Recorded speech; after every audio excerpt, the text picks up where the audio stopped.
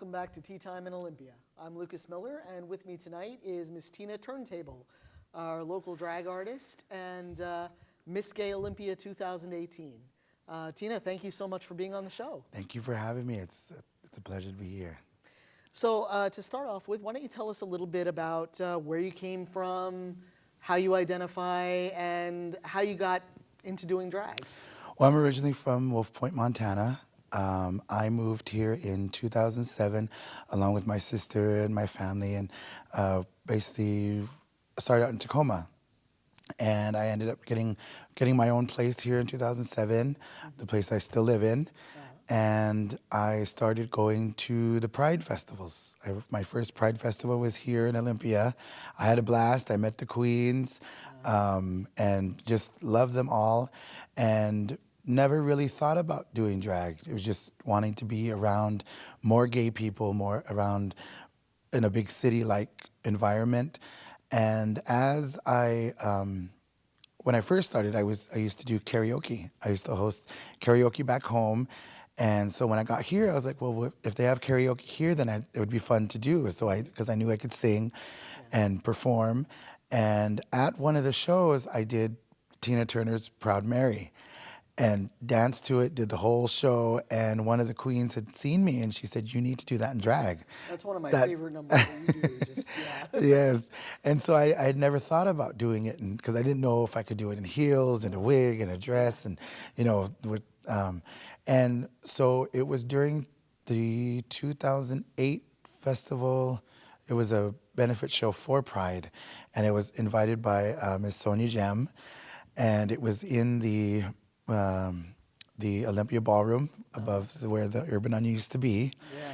And it was my first performance in drag. I did 3 numbers, and I had fun. I had such a blast. People, after about a week later, 2 weeks later, I went back to the Urban, and they said that I was the one that everybody was talking about, because no one had ever seen me perform before, and just the passion that I had, and so much energy and fun, and so yeah. And I've loved doing every Pride since then. I've gone to every festival.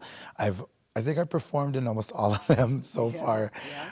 I think in the last couple I haven't been able to, but I think now that I'm Miss Gay Olympia, I'll be performing more again. I hope so. Yeah. Yeah, I remember you doing that number for our, I think it was our 2015 Empowerment World AIDS Day gala. Yes. Yeah, and yeah, that's definitely, I love watching you do that number. That's absolutely my favorite.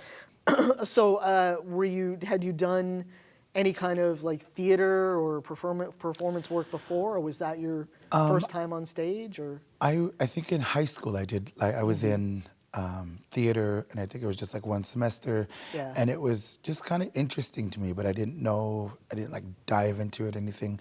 I did. I used to sing in the local church at there. Okay. So I was an actual church kid. Okay, all right. So now, when did you moved to Olympia in 2007. 2007, right?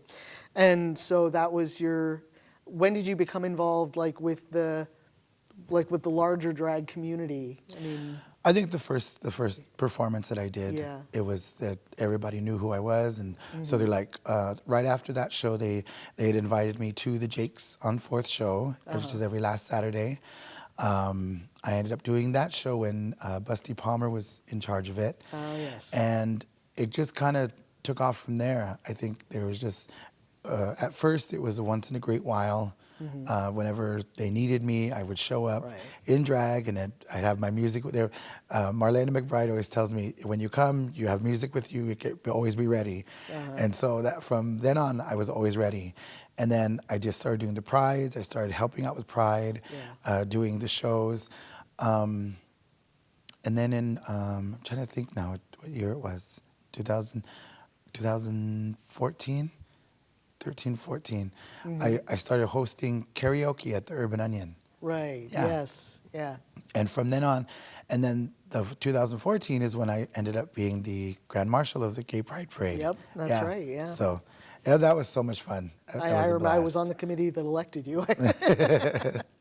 But so, what other there are lots of drag organizations in the area, right? Yes. And you're a member of. Well, it's the title is Miss Olympia, Miss Gay Olympia, and it is basically governed by the Imperial Sovereign Court of Tacoma, Okay. Diamond of the Cascades.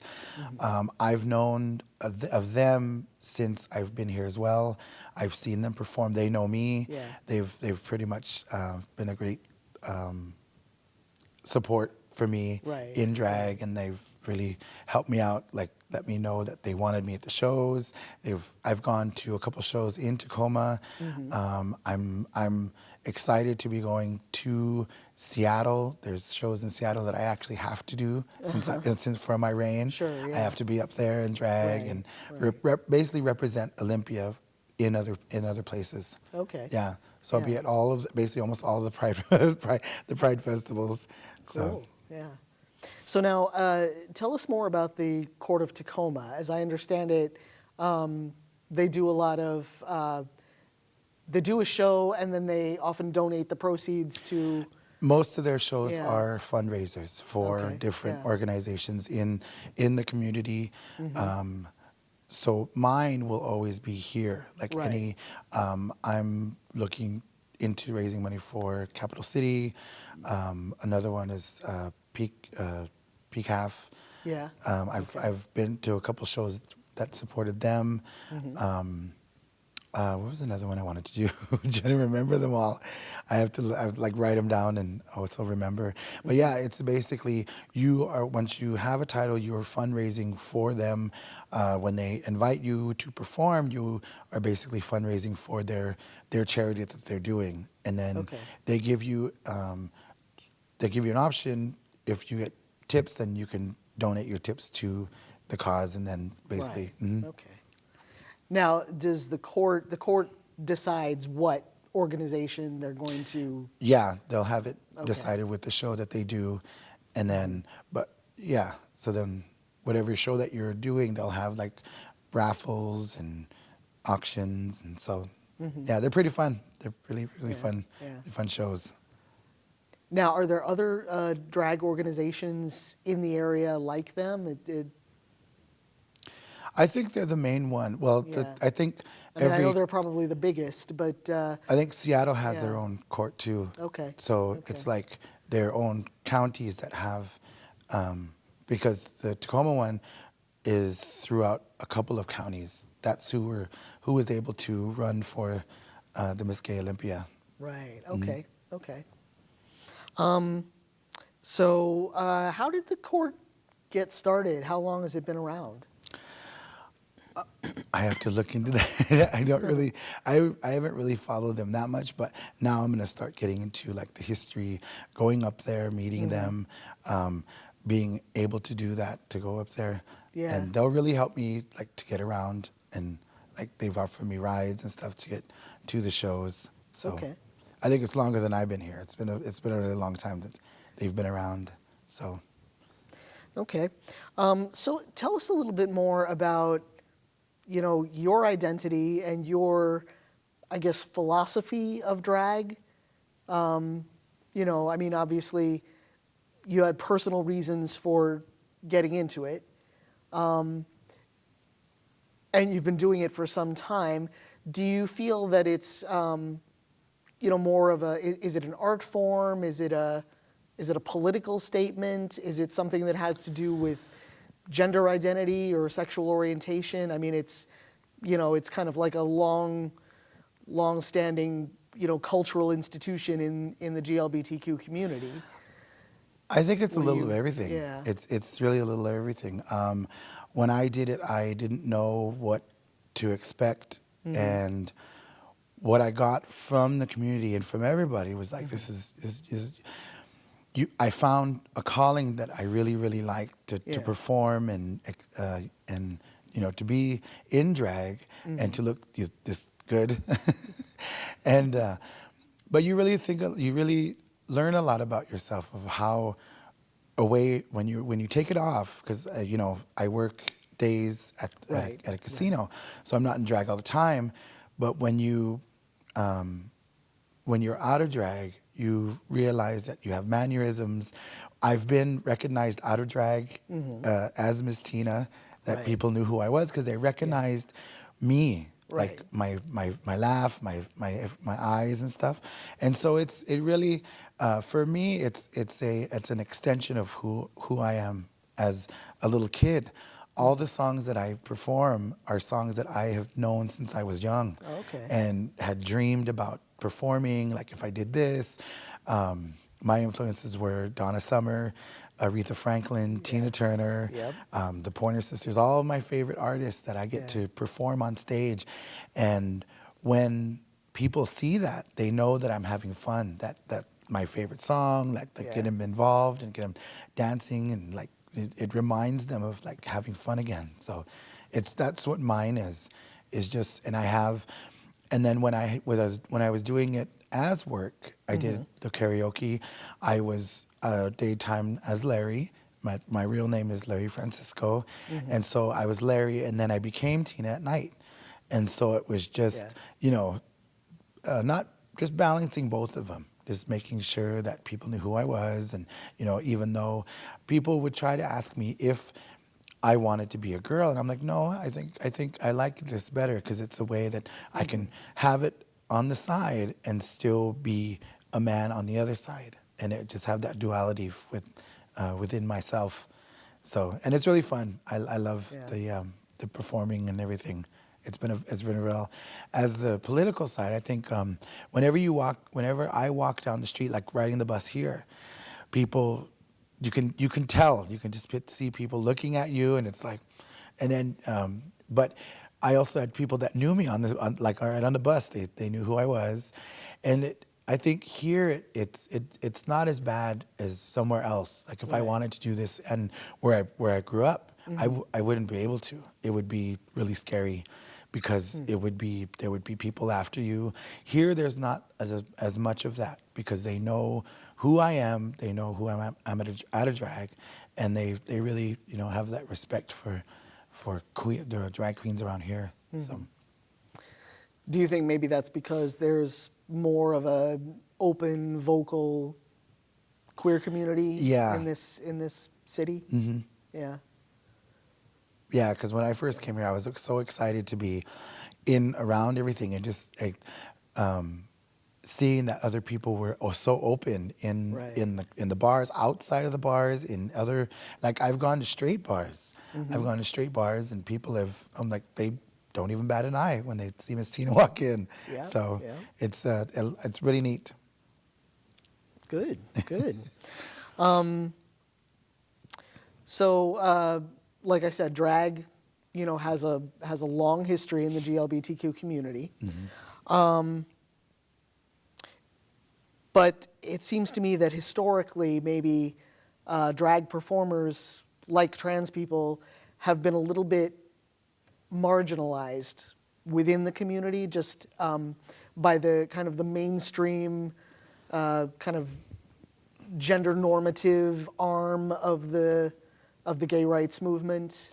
There was a time when drag performers were kind of backgrounded for the sake of what some people call respectability politics. How do you feel about that, and do you think that that's changed? I think that there'll be times when it will change. It'll change, like we'll be in the front, and then we'll be in the back, but we'll always be there. Yeah. We'll always be around. When I think about the history of it, we're starting with Stonewall. It was the drag queens that had fought back, and Yeah. when we go outside, we are not afraid of who we are. We're not afraid of showing them like to be this way in drag, and then that as males coming out as outside of drag, we still have that. Because we tell people who we are. We let them know, I'm Miss Tina Turntable, and they're like, oh. And then, you show them pictures or video, and then they understand, they get it. I think that's where the normality comes from other people. And so with the new, like, I think you're talking about RuPaul's Drag Race. So so having that much fame it depends on the person. Like, I'm Right. just a local celebrity here. Sure. I think if I went into doing Drag Race or any kind of bigger shows, it would have to be like almost like every day being a drag queen, being in drag. Right. And I don't really know if I could do that. I think I just like it, Hmm. just a settled kind of thing. It would Okay. be nice. Yeah. It'd be interesting to do. But I think it Yeah. might, for me, it would probably take a toll on like sanity and, you Right. know, Right. because Right. I've had, Because this is not your whole identity. no, Yeah. it's just a part of it. Yeah. Well, so tell us a little more about that. This is a part of your identity. How do you see it intersecting with, or maybe to put it another way, where do you feel that drag performers fall kind of in the whole scheme of, the gay, lesbian, bisexual, transgender community? Where do drag performers kind of fit under that umbrella? Well, I think that we are the ones that are in the front lines when we do that, when we go out and drag. You know, we're not, like I said, we're not afraid of what who we are. Um, and I know that there are people that are still, you know, still hated, like scared, and that those are the ones that we want to reach out to. We're like, it's all right, it's gonna be all right, and that's my one of my things that I always post is like all the young people that are out there. You'll find us. You'll like I found it. I didn't think I would be able to find it because even when I was growing up in there, I did have people that were accepting of me as a gay man, gay boy, gay man, but they had never seen it like this. They had never seen me Right. in drag, and but now me being as a local celebrity, I want to make sure that they know that everything will be all right. You have times in your life where you're gonna go through hard times, and you know you may think you can't get out of it, but when you look back, you'll see that you made it, that you actually made it. I've had times like that where I didn't Yeah. think I was gonna make it out of that my reservation that I was at, Yeah. and so now I'm here, and I'm very glad. I'm very glad to be here and in this space, Uh-huh. in my, I have a job, and I can actually do this, Yeah. and to be fine.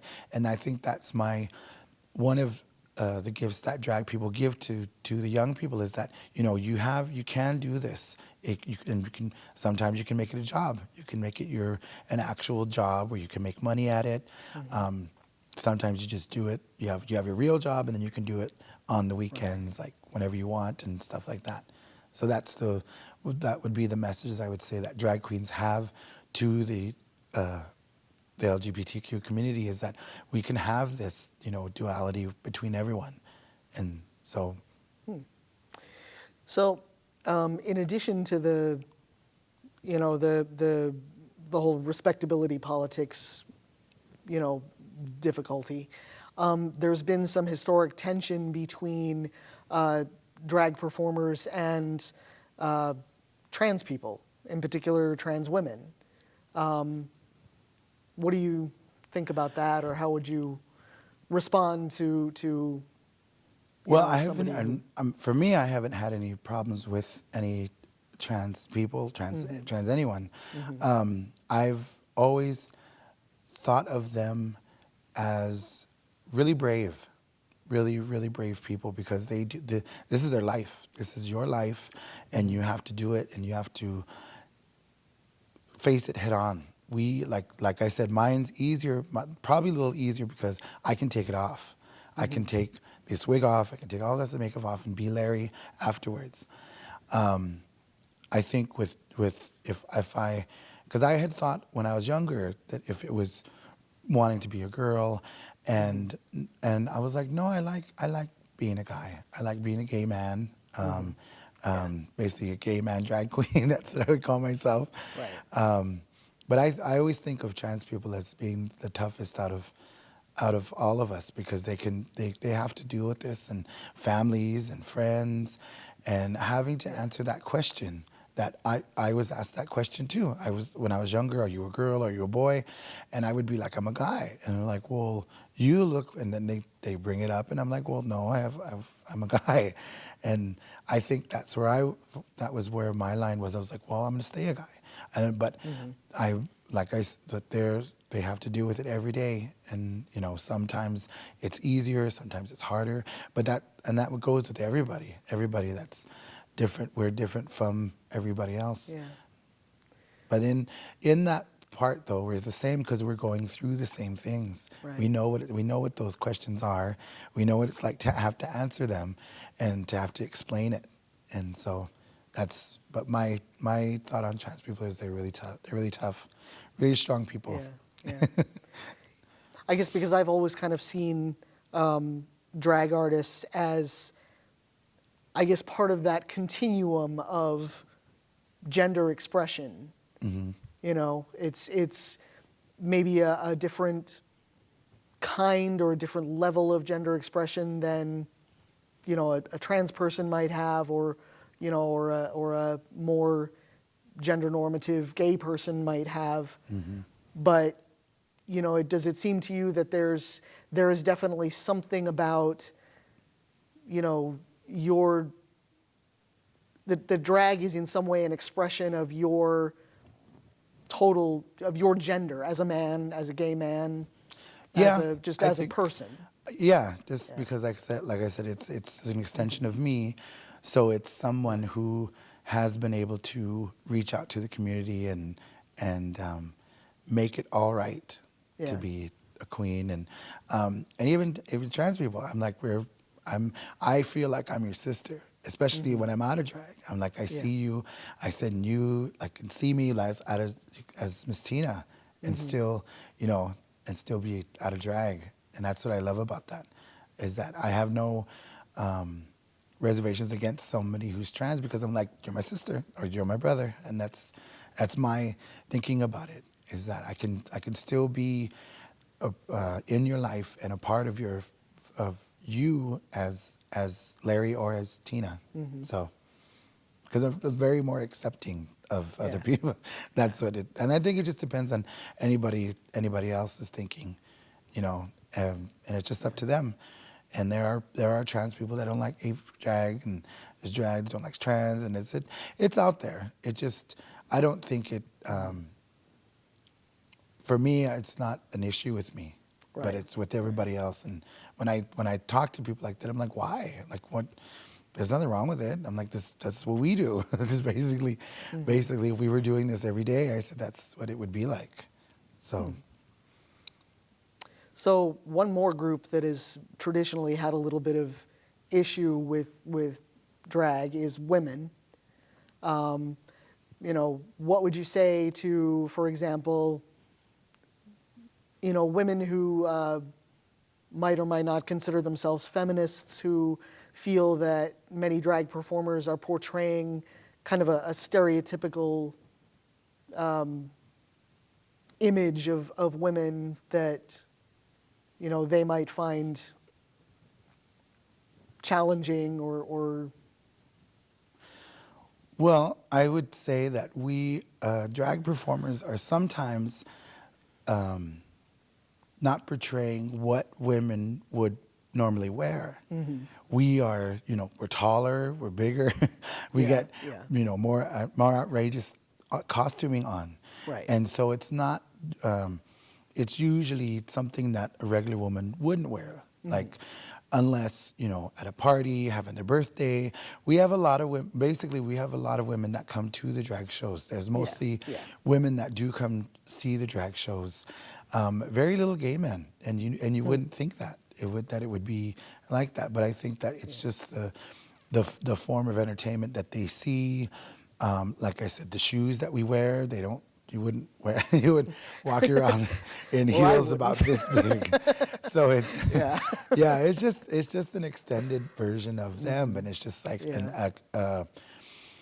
exaggerated version of a woman Right. in. Because I mean, sort of traditional drag, like say back in the the old queens. Yeah, 40s and 50s. I mean, it was, the kinds of characters that were normally portrayed were mostly like the kind of the glamour queens of Hollywood. Yeah. The Marilyn Monroe and Judy Garland and Betty Davis and people like that. Yeah.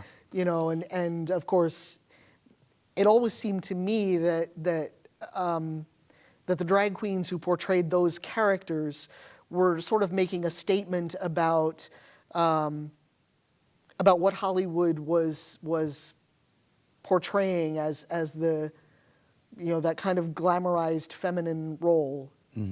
That maybe this was more of a kind of a satire on that form of sort of mainstream patriarchalized femininity. And this is my old feminist training coming out again, maybe, but I always sort of looked on it as saying something about that form of stereotypical femininity, and that it was basically something artificial, that so artificial that you didn't even have to be female, to make it look convincing. I don't know if that. Well, we love women. And I think that's one of the things about doing this is that I was raised all around women. My father wasn't around, so it's it's the strength of the women that we are portraying. The ones that are singing, Aretha, like I said, all the women that have sung. Yeah. There are songs out there that we do that are like, say, "Love to Love You, Baby." Right. Like, usually, a woman would want to sing that to get all that raunchy, but but a drag queen would. We would care. We would take it out and have our way with it. And maybe somebody else, but but we always, that was my thinking about doing the drag, and then actual thinking about it. And it's like, well, we love women. We wouldn't dress like this at all. We would be men. We would end up being like butch guys. We wouldn't want, and there are masculine men who don't even want to touch being a drag queen. And that's all right. It's just like, okay, so we're the ones that are strongest to actually put this stuff on and walk down the street in heels, try not to fall. See, that was always my problem. And see, even some of the women, they're like, we can't walk in those. And then basically they're in awe. Some of them are in awe of us that we can do it. Yeah. That we can put these on and be cinched at the waist. Yeah. Pantyhose all over the place. And so for me, it's just the looking at the strength of the women that I'm portraying, singing, performing, thinking of, the women in my family that have been there for me, and just wanting to portray that to them. There was also a point that I'm probably going to try to do, so I might put this out there so they can help me. We, as Native American from Montana, the Sioux Native, and my father is from the Tejano Oda Nation from Arizona. So I have that aspect of myself in this space as well. And my sister, my grandma had told my sister that as a gay person, we were considered spiritual because we understood that. Yeah. We understood how the woman dressed, how the woman feels. So doing this is an actual extension of that as well. Being able to understand it, and we were. It depended on the culture of the natives. Yeah. And when the white people came over, they brought the religion, and they basically said it was wrong. So we were pushed on. That's one part where we were pushed away, pushed out, and my family, though, they had never shunned me out. I was never kicked out for being gay, and I thank them for that. My sister loves it. My niece and my nephew, they love it. They think I'm the prettiest thing on earth, and so, so Yeah, and yeah. but I've wanted to try to see if I can do because we have Native women dances as well. So Yeah. I wanted to actually do a couple of those in my show. There are two of them that I probably could do, which one is the jingle dress dancing or the fancy shawl dancing, Yeah. which actually in my uh, in the powwow that we have back in Yeah. my Yeah. res, they actually do that. They have the girls, they change and do the men's grass dance, and the guys do the women's jingle dress Huh, dance. So okay. they do switch it Yeah. up if, Yeah. in our powwows back home. So and it's really fun to watch. It's really fun. Yeah. Yeah. Well, so I guess the definition of drag has changed a little bit, over the years, and maybe expanded. I mean, I think you and I both know Jake Powell, who's also a member of the Imperial Court of Tacoma. Yes, yes. I mean, I've seen him do his on stage. He does like Justin Timberlake and Adam Lambert. Adam yep, Lambert, yeah. yep, He is what we call a bio king, and yeah, it's yeah, basically a man dressed as a man doing a man's song, uh-huh. and again it's like an overextension because he's Right, wearing right, makeup, he's got different contacts in, like hats or his hair up or yeah, yeah, and it. We also have actual women that do drag as well. They sure, basically yeah, dress up like this, over exaggerated features, wigs, dresses, heels, yeah, and so they have that all in the court as well. They all perform with us, and it just depends on their type of drag that they do, who they want to portray, right, if it's a certain person, a certain character, and so and that's one of the things I liked about right, the court was that they embraced it all. We didn't, there wasn't yeah, that yeah. line blurred anymore. So it's Yeah, just it's kind of expanded it beyond that traditional definition of strict cross yeah, sex. but you do have the queens Yeah, that are think that that do the traditional stuff yeah, and still, they and think that yeah, that is wrong to do that. I'm like, no, it's just a extended part of us. It's yeah, just they yeah, want to do it. So, and it's just from I always think they just want to be on stage with us, share the stage with drag queens and drag kings.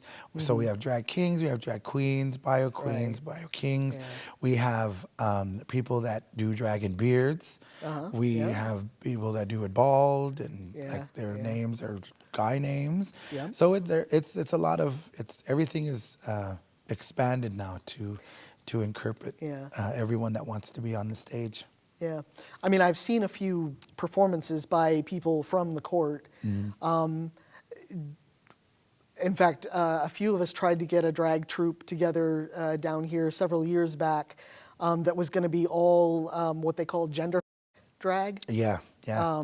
Sorry, they might have to bleep that out, but basically, that kind of drag that involves the mixing of gender cues, Yeah. and I mean, I even kind of thought about getting together an act of my own, that wouldn't require me to shave the beard or the chest hair, you know.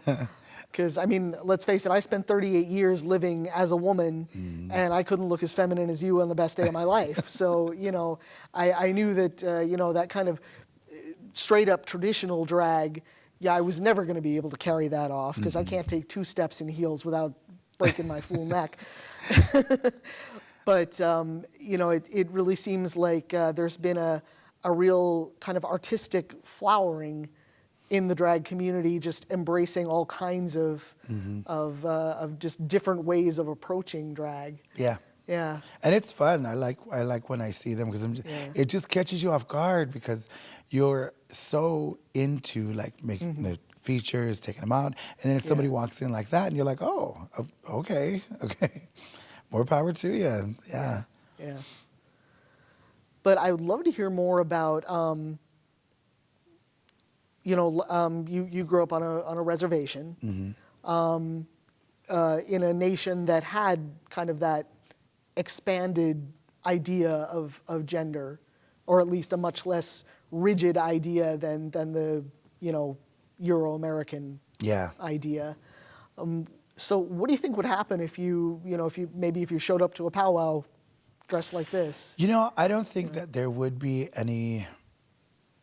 anything said because I would be with my family, and my family would stick up for me. They wouldn't, you know, they wouldn't let anybody do anything. Right. So, but even then, I would, like I said, we do that all the time where we have Sure. Yeah. them switching, and it to some people it would look like it's making fun of it because when the girls do it, it's very serious. They're you know, they don't do any tricks. They're basically really serious and into it. When the guys do it, it's campy. It's like one guy Right. made a jingle dress out of beer cans that that he was running around, and Yeah, you know, they put their big boobs and like big Right. butts and stuff like that, and so they kind of and you would think that it would, for somebody looking in on that doesn't know it, they would be like, well, that's making fun of, you know, women, and it's like, no, we are. It's for the laughs, and they do. It's basically is a contest too, and they do the contest Okay. where, and they crown the I can't remember what the crown is. I have to ask my sister if she remembers it, but they do the best out of all of them, and it's basically the best one that can show you how to move. And with the girls, because they're so serious, they actually sometimes you can't even tell they're girls. Yeah, and Right, that's right. and then the guys, they're just out or extended versions and just like exaggerated and stuff, and those are the ones that get that win. And so if I went back and we were talking about wanting to do a drag show back home, but I don't know if it's ready for it. It's not a place that's So they might not recognize it as fitting into that tradition. I think that the people that would show up would be basically my friends and my family too, because they've never seen me perform. Okay.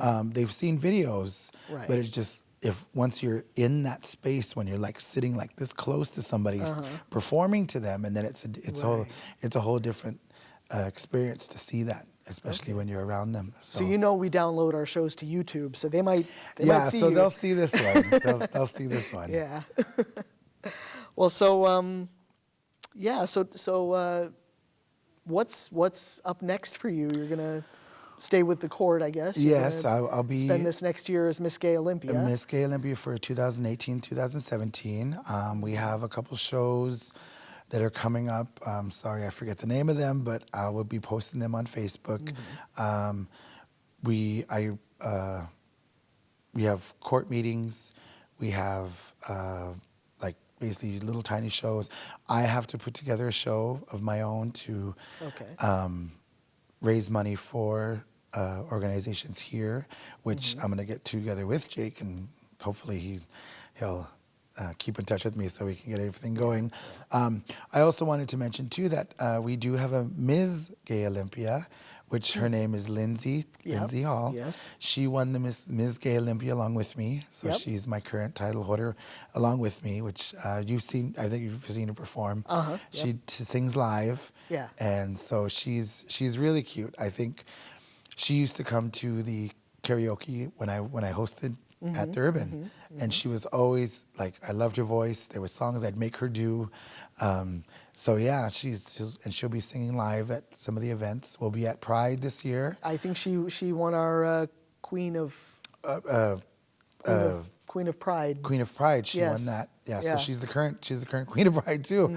So Yep. she's got like 2 titles. Yeah. So we'll be at the Prides, Good, Tacoma, Olympia, at Portland, Seattle. I think we'll go to Seattle too.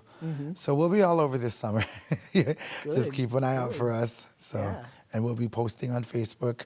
We'll probably make a Facebook page for ourselves to, you know, post what we're going to be doing, any videos that we take or pictures, so then people can see them and like them. So, yeah. Okay. It's gonna be a good year. Good. Good. So obviously, this past year has been kind of a challenging one for the GLBT community. You know, what with the current administration in office. Have you felt any reverberations from that in the court or in the drag community? Has there been, have you felt like there's more hostility? No, I haven't seen it. I haven't, Yeah. basically, I haven't experienced it. I know it's out there. Where I work on the res here. So, and it's Okay. at the Redwood Casino. All right. I've been to work in drag on Halloween. I went twice in drag, and where I work, they're really accepting of it too. So they don't really, and we're not in like a place where there's like a lot of political stuff going on. It's just the casino work, which is kind of probably political in Now itself. remind me again, the Redwood Casino belongs to the, I just forgot their name. is it the Nisqually? Nisqually, Nation? yes. Yeah. The Nisqually in Okay. in Yelm, like between Yelm and Olympia. Yeah. Yeah. I'm not too well informed on traditional Nisqually culture. Neither am I. Are but they? But they're what was it last year? They had a celebration out there. It's like a celebration of life, basically a powwow out there, and they for the people at the casino, they actually fed it into our eating area. So Okay. they had a TV there, and they were showing it to nice. us, and so it was really nice. Okay. It was really good to see Yeah. because we couldn't go over there. I mean, Yeah. we could, but it was just like, once you leave work, you want to go home and relax. Right, right. Yeah, I don't know whether the Nisqually is another nation that has a more expansive view of gender. I don't know. I haven't really talked to anybody in. I would love to. I would love to talk to them to, tell them who I am and, to see if it is. I don't think it is. I really don't. I don't think it is because I'm, I'm working there and I haven't really received anything hurtable, anything from them or like. So they seem to be pretty accepting of the They idea. are. So They have the safe place stickers everywhere. Yeah. So the casino is one of those. Okay. We, Good. the casino actually did have a trans awareness month. We have a diversity group that is at the casino, and basically we wanted to include everybody that comes to the casino. That's why they put the safe place things around. We actually changed our bathrooms, our bathroom signs to include, everyone. So because people were saying stuff, so then they were like, okay, well, let's do this for the trans people that we know that come in, so they don't feel threatened or put off by it. So, and we had a board in our for the workers that explained what trans was. We explained, gave out descriptions, what to say, what not to say. Okay. So we do have that at the casino, like a diversity group, and I think they will. I'm hoping that they will try to have a booth at the at our Gay Pride. I think they had one this last year. So hopefully they will. Yeah. I hope so. Yeah. That'd be great. So do you have what would you like to leave our viewers with as kind of a message or? Well, my message probably would be to all the young people, just be who you are. Don't let anybody tell you anything different. Have fun and try not to hurt anyone else. We are so tight on what we can say, what we can't say, but also be, tolerant to other people. And this was fun. I loved it. And I'll see you at Pride. I'll see you all at Pride. All right. Well, thank you very much for joining us on Tea Time in Olympia. This is Lucas Miller, Miss Tina Turntable, our local drag luminary, and thank you. We'll see you next time.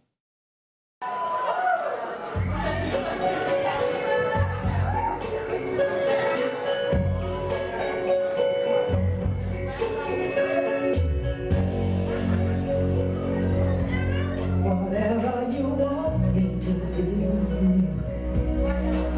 I will do it for you.